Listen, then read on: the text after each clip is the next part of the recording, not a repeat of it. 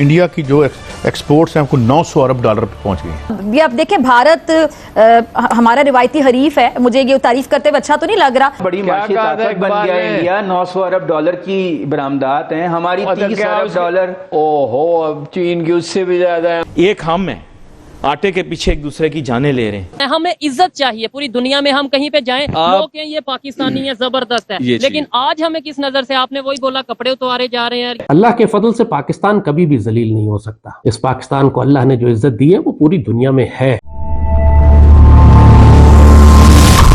नमस्कार दोस्तों, आप सबका स्वागत है मेरे YouTube चैनल PKS रिएक्शन में। अभी जो आप वीडियो देख रहे थे वो पाकिस्तान से रिलेटेड है। तो इस वीडियो का सबसे पहले मैं आपको टाइटल बता दे रहा हूँ कि क्या है। भारत का 900 अरब डॉलर का एक्सपोर्ट देख पाकिस्तान हैरान। अब जाहिर सी बात है, इतना अगर एक्सपोर्ट इंडिया करेगा तो पाकिस्तान तो हैरान होगा। तो चलिए देखते हैं कि क्या कहते हैं पाकिस्तानी और फिर उससे बात करते हैं। चलिए वीडियो को शुरू करते हैं। $1 बिलियन के लिए आपकी नाक रगड़ रहे हैं। हर रोज आपका वजीर आजम कहता है कि हमारी नाक रगड़ दी, हमसे कहां कहां दस्तखत करवाए। और सवाल ये भी है कि जी IMF जो है वो नाक से लकीरें खिंचवा कर भी कर्जा क्यों नहीं दे रहा आखिर। और मैं तो कहता हूँ जानबूझ के वो नहीं दे रहे आपको, वो चाहते हैं आपको डिफॉल्ट हो। ये उनका पूरा पुराना खेल है। कई महीनों से कह रहे हैं IMF आपसे लेट के तो मुआहदा नहीं ना हो सकता। आप IMF से कहें खुददारी के साथ बात करें, हम एक मुल्क है इसको नहीं, वो कहते हैं कि आप अपना टैक्स तो इकट्ठा। हमें अपनी कदर का अंदाजा नहीं है, इसलिए लोग हमें जलील कर रहे हैं। हम एक इस्लामिक न्यूक्लियर पावर है। हम पे कर्जा 100-150 अरब डॉलर का है। हम पे कई हजार अरब डॉलर खजाने अल्लाह ने जमीनों में दिए हुए। कहाँ हैं? तुझे भी नहीं पता, मुझे भी नहीं पता। जब से ये खबरें आना शुरू हुई हैं कि भारत का एक्सपोर्ट आने वाले समय में 900 अरब के पार जाने वाला है, आसान भाषा में कहें तो भारत दुनिया के साथ व्यापार करके 900 अरब डॉलर कमा लेगा। और ये खबर पाकिस्तान के मीडिया एंकर सुन करके हैरान भी हैं और कुछ सदमे में भी, क्योंकि उनका ये कहना है कि पाकिस्तान 1 अरब डॉलर के लिए IMF के आगे नाक रगड़ रहा है, तो वहीं उसका पड़ोसी मुल्क 900 अरब डॉलर सिर्फ दुनिया से व्यापार करके कमा लेगा। और पाकिस्तानियों का ये कहना है कि भारत अपने IT सेक्टर से पैसा भी कमा रहा है और खुद की टेक्नोलॉजी भी डेवलप कर रहा है, लेकिन दूसरी ओर पाकिस्तान टेक्नोलॉजी बनाने से कोसों दूर है। और इस वक्त पाकिस्तान सारी की सारी टेक्नोलॉजी चीन से ले रहा है, फिर चाहे वो हथियारों में इस्तेमाल होने वाली टेक्नोलॉजी ही क्यों ना हो। लेकिन जब किसी पाकिस्तानी से ये पूछा जाए कि पाकिस्तान टेक्नोलॉजी में इतना पीछे क्यों है, तो उनका ये कहना है कि पाकिस्तान चीन के साथ मिलकर के अंडरग्राउंड काम कर रहा है टेक्नोलॉजी पर, और सही समय आने पर दुनिया को बताएगा कि पाकिस्तान ने क्या टेक्नोलॉजी बनाई है। अच्छा, इंडिया की मैं आपको बात बताऊं बड्डी साहब, तो इंडिया की जो एक्सपोर्ट्स हैं, हमको 900 अरब डॉलर पे पहुंच गई हैं और हमारी बरामदात श्रिंक हो रही है ना। बड़ी माशी ताकत बन गया इंडिया। 900 अरब डॉलर की बरामदात हैं, हमारी 30 अरब डॉलर। ओहो, अब चीन की उससे भी ज्यादा है, अमेरिका की उससे भी ज्यादा है, जापान की उससे भी ज्यादा है। तो क्या हम सजदा रेज हो जाएं? अब ये आप देखें, भारत हमारा रिवायती हरीफ है। मुझे ये तारीफ करते हुए अच्छा तो नहीं लग रहा, लेकिन आप देखें कि वहाँ तरक्की हो रही है। क्यों तरक्की हो रही है और हमारे यहाँ तरक्की नहीं हो रही? हमारी आबादी बढ़ती चली जा रही है और हमारे यहाँ टेक्नोलॉजी आप देख लें, हमारे यहाँ एजुकेशन आप देख लें। ये बता दें, टेक्नोलॉजी के ऊपर वर्क करने की जरूरत है या नहीं? पाकिस्तान चाइना के साथ जो है वो बहुत सी चीजें ऐसी बना चुका है, मुतारफ नहीं करवा रहा। एक वक्त आएगा जो मुतारफ कराएगा। ये मेरा अपना ख्याल है। ठीक है, आपकी अपनी ओपिनियन है, मैं रिस्पेक्ट करता हूँ। मैं अक्सर लोग ये कहते नजर आते हैं कि हम अंडरग्राउंड बहुत सी ऐसी चीजें टेक्नोलॉजी पे वर्क कर रहे हैं कि टाइम आने पे सामने लाएंगे, लेकिन कौन सा टाइम होगा? मतलब इससे बेहतर कौन सा टाइम है जब हम क्राइसिस का शिकार हैं? तो ये वो टाइम होगा जब हम IMF से निकलेंगे। और IMF एक ऐसा हमारे ऊपर एक जिन जो है ना उन्होंने दे दी है गुंजल की तरह कि उसे निकल के दिखाओ। 70 बरस तक हमने अमरीकियों पे डिपेंड किया और उसका नतीजा हमने भुगत लिया।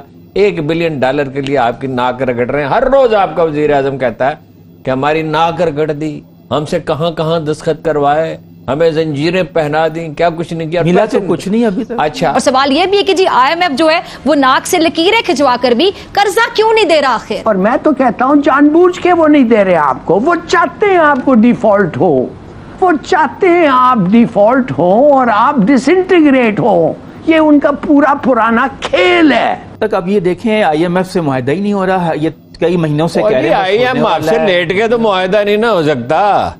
आप IMF से कहें खुददारी के साथ बात करें। खुददारी का मतलब तकब्बर नहीं होता। खुददारी के साथ बात करें, हम एक मुल्क है इसको नहीं, वो कहते हैं कि आप अपना टैक्स तो इकट्ठा। हमें अपनी कदर का अंदाजा नहीं है, इसलिए लोग हमें जलील कर रहे हैं। हम सिर्फ अगर हम एक इस्लामिक न्यूक्लियर पावर हैं, जो टेक्नोलॉजी और वेपन सिस्टम्स हमारे पास है, हम डिफेंस एक्सपोर्ट्स भी अगर करना शुरू कर दे, किसी की बाप की मजाल नहीं है कि पाकिस्तान पर कोई कर्जा रह जाए या हमें थ्रेट कर सके या हमें रोक सके। हमारे पास जो गोल्ड रिजर्व्स हैं, हमारे पास जो एग्रीकल्चर रिजर्व्स हैं, जो हमारे पास कोयला है, जो हमारे पास एसेट्स हैं, वो ट्रिलियंस ऑफ डॉलर्स के हैं। हम पे कर्जा 100-150 अरब डॉलर का है, हम पे कई हजार अरब डॉलर खजाने अल्लाह ने जमीनों में दिए हुए। तो आप लोग भी खाली जो है ना ये ख्याली पुलाव बनाने के एक्सपर्ट हैं। मुल्क की मईशत तरक्की करेगी, हमारे पास बहुत सारे वसाइल मौजूद हैं, कहां हैं तुझे भी नहीं पता, मुझे भी नहीं पता। तो आपस में एक दूसरे के साथ खेल रहे हैं, छोटी बात तो करते ही नहीं ना, औकात में रहकर दुनिया की सबसे बड़ी बंदर, दुनिया का सबसे बड़ा सोलर, दुनिया का औकात में आ जाओ। एटम बम तो किसी ने नहीं कहा था बनेगा, मिसाइल तो कोई नहीं मानता था बनेगा, ये तो कोई नहीं मानता कि पाकिस्तान एक बेहतरीन दुनिया की आर्मी बना सकता है, ये कोई मानने के लिए तैयार नहीं था, शायद अब भी ना हो। मेरी तो मालूमात है कि पाकिस्तान ने ऐसे पायलट और ऐसे साइंसदान पैदा किए जिनकी दुनिया को मिसाल पेश एक ब्रेक ले लें फिर ये बात जारी रखते हैं। जिस मुल्क में 24 करोड़ यूएनडीपी की रिपोर्ट है, मैं नहीं कह रहा जाली दूध बनता हो, नाम आपने पाकिस्तान, अखोनी नाम नूर भरी, मर्जी है आपकी, ये इस्लामी जमहूरिया, पता नहीं इनको शर्म भी नहीं आती, सोचते भी नहीं कि नाम क्या रखा है इसी। वैसे आलमी बैंक की रिपोर्ट है कि पाकिस्तान में 83% खानदान गरीब हैं जिनकी आमदन रोजाना $2 से भी कम है। ये कहना कि हमारे वसाइल नहीं है, हम गरीब लोग हैं, अरब के उन सहरा नशीनों से ज्यादा गरीब नहीं है हम, जो 3-3 दिन पेट पे पत्थर बांधते थे और खाने को कुछ नहीं था, मगर उसके बावजूद 2 सुपर पावर्स उनसे कांप रही थी। आप अभी तक ग्रो अप ही नहीं हुए, आपको ग्रो अप होना है, अगर होना है तो आप बांग्लादेश और भारत से कुछ सीखें। आप इतनी नफरत करते हैं और उस नफरत में अपना दिमाग शट डाउन कर लेते हैं, अपने सोचने की सलाहियत ही खत्म कर देते हैं। क्या वजह इंडिया बहुत आगे निकल गया, उनकी रिस्पेक्ट आज इंडियंस की अगर बात करें इंटरनेशनल लेवल पे, फॉरेन पे जाके वो किस लेवल की जॉब कर रहे हैं और हम किस लेवल की जॉब कर रहे हैं, हमारी रिस्पेक्ट क्यों नहीं की जा रही एज कम्पेयर टू इंडिया। हमें इज्जत चाहिए पूरी दुनिया में, हम कहीं पे जाएं लोग कहें ये पाकिस्तानी है, जबरदस्त है, लेकिन आज हमें किस नजर से, आपने वही बोला कपड़े उतारे जा रहे हैं ये चीज, और वो भी प्राइम मिनिस्टर। हम चाहते हैं कि पाकिस्तानी की इस तरह इज्जत हो जिस तरह इंडियंस की इज्जत है, जिस तरह चाइनीज की इज्जत है, जिस तरह और मुल्कों, यार बांग्लादेश की जिस तरह इज्जत है ना, हम तो वो चाहते हैं। बांग्लादेश भी आपसे ₹2.5 ऊपर चला गया हुआ है, अब बताओ आपके बीच में से निकला है। अच्छा बांग्लादेश एम ही बीच में आ गया, चलो अब बांग्लादेश को भी बात करते हैं। बांग्लादेश, अब लोग कहते हैं कि बांग्लादेश आपसे अलग हुआ, आपसे छीन के ले गए आपसे, यानी एक ऐसा हिस्सा आपने गंवा दिया जो डिस्प्यूटेड ही नहीं था। कश्मीर के पीछे आप हैं, बहुत अच्छी बात है, लगे रहें, लेकिन मुझे आज तक एक बात की समझ नहीं आई कि जिस पे कोई डिस्प्यूट था ही नहीं, कश्मीर भारत जो भी कहो आप, एक मुतनाज़ इलाका है जिस पे मुसलसल दोनों मुल्कों के दरमियान 75 साल से एक पिंग पोंग चल रही है, जो बिल्कुल ही गैर मुतनाज़ा था, उस पर तो किसी का कोई क्लेम नहीं था, वो नहीं रख सके। मतलब ये कि दूसरे हम कमजोर हो गए ना, बर्गर खा खा के, पिज्जे खा खा के। हम नहीं कमजोर हुए, हम इंडिया जितने कमजोर नहीं। इंडिया की फौज में खुदकुशियां होती है, यहाँ नहीं होती है। उनको 20% आदमी बीमार होके हाइट्स पे नहीं जा सकते, यहाँ वॉलंटियर होके लोग सैचिन पे जाते हैं। अल्लाह के फजल से पाकिस्तान कभी भी जलील नहीं हो सकता। इस पाकिस्तान को अल्लाह ने जो इज्जत दी है वो पूरी दुनिया में है। जलील हमारा दुश्मन है, पाकिस्तान जलील नहीं होता। इस पाकिस्तान पर साया खुदाए जुल जलाल है अल्लाह के फजल से। आप इमेजिन करें कोई दुनिया का लीडर पाकिस्तान को बुलाने को तैयार नहीं है, कोई दुनिया का लीडर ये पिछले 1 साल में जो हमने गंद किया है ना, पाकिस्तान को बुलाने को तैयार नहीं है कोई दुनिया का लीडर। सुनते पर तुसी, और वो और आप दुनिया में जाके तरले कर रहे हो। पहले पैसों के लिए तरले करते हैं, हुकूमत नहीं आती तो तरले करते हैं हमारी हुकूमत लाई जाए, हुकूमत आ जाती है तो पैसों के लिए जाके तरले करते हैं।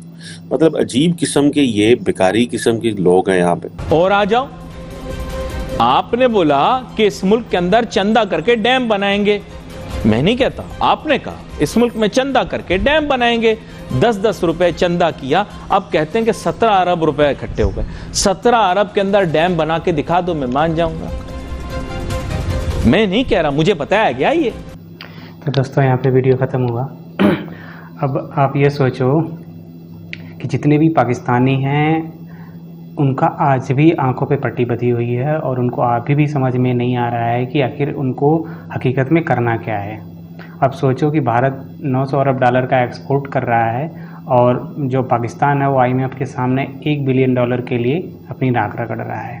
अभी दोनों देशों में इतने का अंतर आया कैसे? क्योंकि 70 सालों में जो इंडिया है अपनी एक अलग पॉलिसी पे चला, उसने हर सेक्टर में अपने काम किया, एजुकेशन हो, आईटी हो, टेक्नोलॉजी हो, हर क्षेत्र में। और पाकिस्तान क्या करता रहा? टेररिज्म पे काम करता रहा और ये हमेशा दूसरे देशों पे डिपेंडेंट रहा, कभी रूस पे, कभी अमेरिका पे, कभी चाइना पे, कभी गल्फ कंट्रीज़ पे। इसी का नतीजा है कि आज ये भुगत रहे हैं। लेकिन अभी भी इनके अंदर वो चीज़ें नहीं आई हैं कि ये सीख सकें। और मुझे लगता है कि जिस तरह से ये गर्त में जा रहे हैं, आने वाले टाइम में और गड्ढे में गिरेंगे, क्योंकि इनके अभी भी सोचो कि इनको इस बात का गुरूर है कि ये एटमी मुल्क हैं। ये नहीं सोच रहे हैं कि जिस दिन तुम डिफ़ॉल्ट होगे, दुनिया के जितने भी विकसित देश हैं या जितने भी ताकतवर देश हैं तुम्हारे उस एटमी पावर को हथिया लेंगे और तुम कुछ नहीं कर पाओगे। फिर ये आने वाले टाइम में होने वाला है। लेकिन अभी इनका ये गुरूर है, अभी भी ये सपने में है और ये अभी इनको लगता है कि कुछ नहीं होने वाला है। जैसे हमारा देश, इसके पहले भी कुछ दिक्कतें पाकिस्तान में आई थी, लेकिन ये भूल गया था कि अब जो इनके ऊपर माहौल बना है वो एकदम ही अलग है। अब इनके पास कोई भी रास्ता नहीं है। पहले तो इनका कोई न कोई देश साथ दे देता था, अब तो चाइना भी इनको खुल के साथ नहीं देता है। अब इनका देश कब डिफ़ॉल्ट हो जाए कोई नहीं कह सकता। बाकी ये इनका रोना तो लगा रहेगा। और अगर आपको वीडियो अच्छी लगी तो वीडियो को लाइक कर दीजिएगा और अभी तक चैनल को सब्सक्राइब नहीं किए हैं तो प्लीज़ चैनल को सब्सक्राइब कर दीजिएगा। फिर मिलते हैं किसी नेक्स्ट वीडियो में, तब तक के लिए जय हिंद।